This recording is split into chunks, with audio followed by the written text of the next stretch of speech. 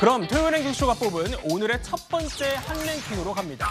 바로 10번째 거부권입니다. 윤석열 대통령이 최상병 특검법 거부권을 행사한 뒤 정치권 후폭풍이 거셉니다. 재표결을 앞두고 국민의힘은 이탈표 단속에 나섰고 민주당은 대규모 장외 집회로 맞불을 놓고 있습니다. 대통령께서는 국무회의를 거쳐 순직 해병 특검 법률안에 대해 국회에 제의를 요구하였습니다. 이번 특검 법안은 헌법 정신에 부합하지 않습니다. 야당이 일방적으로 처리한 이번 특검 법안은 이처럼 여야가 수십 년간 지켜온 소중한 헌법 관행을 파기하는 것입니다. 박종철을 불러다 고문을 해서 죽여놓고도 친히 뻑하고 죽더라 라고 했던 것을 기억할 겁니다. 그들의 말로가 어떠했던 것인지를 윤석열 정권은 반드시 기억하십시오. 네, 스튜디오에는 이현정 문화일보 논설위원, 최진봉 성공회대 교수, 박상수 국민의힘 인천 서구갑 조직위원장, 김수민 시사평론가 나오셨습니다. 안녕하십니까? 네, 안녕하십니까? 윤석열 대통령의 10번째 거부권이죠. 최상병 특검법 거부권을 행사하면서 전국이 얼어붙고 있습니다.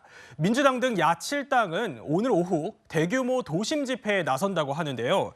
최준봉 교수님, 어제 이재명 대표가 SNS를 통해서 서울역 앞으로 모여달라 이렇게 집회 동참을 호소했더라고요. 네, 그렇습니다. 28일 날 이제 아마 본회의를 열어서 마지막 제 의견을 할 것 같은데요. 예. 그 전에 이제 여론을 좀 모아야 되는 상황이 된 거죠. 왜냐하면 예. 국민적 여망이 일단 좀 뭉쳐져야 국회의원들, 특히 이제 국민의힘 의원들 중에 이번에 이제 낙선하시거나 아니면 이제 공천을 못 받으신 분도 계시잖아요. 네. 이런 분들이 어떤 행동을 하냐가 대단히 중요합니다. 지금 모두 다 참석한다면 17표 정도의 이탈표가 필요한데 네. 그 정도의 어떤 그 여론을 형성하려면 국민적 여망이 반드시 필요하고, 그런 점에서 본다고 하면 전 국민적으로 이 문제가 얼마나 중요한 문제이고, 또 이건 진보나 보수의 문제가 아니라 여야의 문제가 아니라 정의와 상식의 문제이기 때문에 그런 부분들을 좀 어필을 해서 국민적 여망이 국회의원들, 특히 이제 국민의힘 현재 의원들 이런 예. 분들에게 좀 영향을 미치게 하겠다는 의도, 이런 부분들이 독려라는, 참석을 독려하는 이유가 되지 않겠나 이렇게 생각을 합니다. 네, 그렇군요. 오늘 야권 장외 집회는요, 이 여권을 상당히 압박할 것 같은데요. 이현정 의원님, 네. 22대 국회가 이제 다음 주에 개원을 하는데요. 이 정국이 그렇죠. 어떻게 좀 흘러갈까요? 그러니까 아마 이번에 부결이 되더라도 예. 제2여권 부결되더라도 아마 22대 국회에 들어서면 또 이제 아마 할 겁니다. 결국 이번에 야권이 이렇게 이제 특검법을 내거는 것은 제가 볼 때는 순수한 의도가 있지 않는 것 같아요. 그렇군요. 뭐냐면 지금 현재 공수처가 일단 수사를 하고 있지 않습니까? 네. 아까 좀 전에 이제 박종철 군 고문 이차 사건을 이재명 대표가 예를 들었는데, 네. 자, 그때와 지금과의 어떤 상황이 지금 비슷한가요? 과연 그런 어떤 이 억압적인 상황이라든지 수사 덮기라든지 이런 게 있었다면 국민들이 가만히 있지 않을 겁니다. 네. 그러니까 이미 그 이후에 민주화가 진행이 돼서 모든 어떤 사법기관, 더군다나 검찰 이외에 공수처라는 새로운 기구가 생겼지 않습니까? 네. 그 이 공처라는 이유가 생긴 이유가 결국 권력형 비리, 예를 들어서 뭐 판검사라든지 대통령이라든지 등등 이거를 특화해 수사할 수 있는 정말 세계 유일의 지금 수사 기구거든요. 네. 자, 그런 까지 만들었습니다. 만들었는데 지금 이제 또 특검을 하자고 그래요. 예. 자, 지금 특검 공처에서 나름대로 수사를 제대로 진행하고 있는 것 같습니다. 자, 그렇다면 그런 공수처의 수사를 지켜보지도 않고 마구 이렇게 장애 집회라든지 이런 걸 하는 이유, 더군다나 21대 국회가 이제 끝나가는 상황이고, 네. 이 끝나가는 상황에 또 이제 이 마지막 이 법안을 이걸로 함으로 인해서 다른 모든 민생 법안들이 다 올스톱 돼 버렸습니다. 자, 그러면 이 의도는 결국은 정말 특검법, 즉 최상병 사건의 어떤 진상을 규명하기 위해서 하는 것인지, 네. 아니면 정말 이 상황에서 여권을 흔들어서 뭔가 자신들의 정책 목적을 위해서 하는 것인지, 저는 그런 분명한 어떤 구분선이 있을 것 같습니다.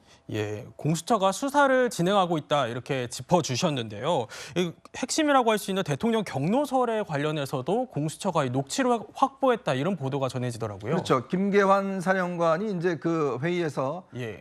대통령의 어떤 이 경로가 있었다는 사실 본인은 부인을 했지만 이걸 박정훈 이제 수사단장이 대령에 이야기를 했지 않습니까? 네. 그 이외에 실적으로 그 녹취가 담겨 있는 내용들이 이제 밝혀낸 거 아니겠습니까? 근데 문제는 대통령의 경로와 아니면 이 경로가 수사 압박으로 이어지느냐? 그건 좀 별개의 문제인 것 같아요. 예. 그러니까 대통령이 예를 들어서 지난번에 기자회견에도 그 이야기를 했습니다. 이 사건과 관련해서 좀 질책을 했다. 국방장관을 그 이야기는 했습니다. 근데 문제는 그 사건이 그 질책이 실제로 어떤 수사의 외압이나 어떤 예. 이런 것들로 이어진다면 이게 뭐 불법의 여지가 있겠지만 대통령이 처리 과정에서 화를 낼 수도 있고 부처의 어떤 잘못된 행태에 대해서 분명히 말은 할 수 있는 거 아니겠습니까? 예. 이제 그런 것들은 좀 구분해야겠죠.